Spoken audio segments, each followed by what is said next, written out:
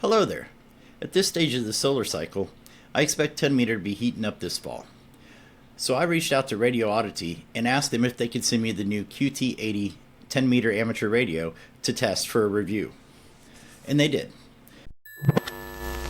So currently I got Tropical Storm Debby bearing down on me, so I wasn't able to get on the bands as much as I wanted to today. But I will be doing more in-depth testing with this radio in future videos.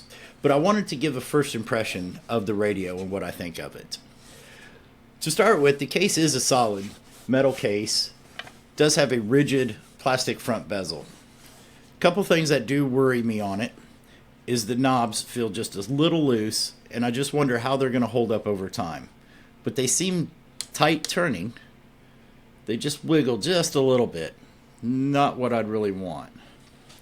I am happy that there is the 6-pin screw-on mic connector instead of the typical RJ45 connector. I think that'll hold up better over time. If we go to the back of the radio, we can see that we have our power plug. It isn't a power pole. It would have been nice if they would have used a power pole for it.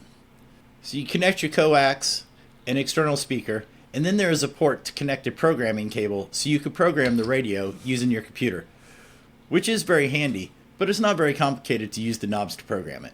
And it is nice that they do send the programming cable to program it. Now you would think that this is a USB to USB cable, but this is actually USB to serial. They're just using a USB connection for the radio. Like I said, the bands are pretty much closed down, but I was able to get on it a little bit today. The layout of the buttons is good. Everything you need is right there. You don't have to dig deep into a menu to adjust your common settings. The display is easy to read, and you can change the color. The microphone is nothing to brag about, but it does feel solid. I'll have to test its audio quality in a future video.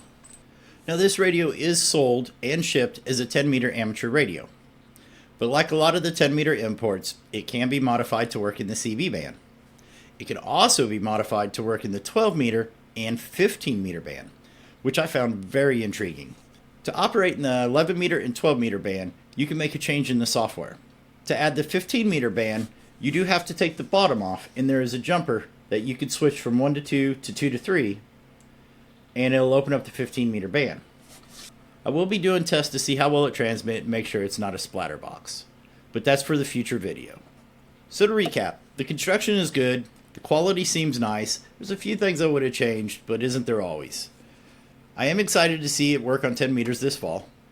I do plan on mounting this one probably in my vehicle, so make sure to subscribe and stay tuned so you don't miss out on those videos.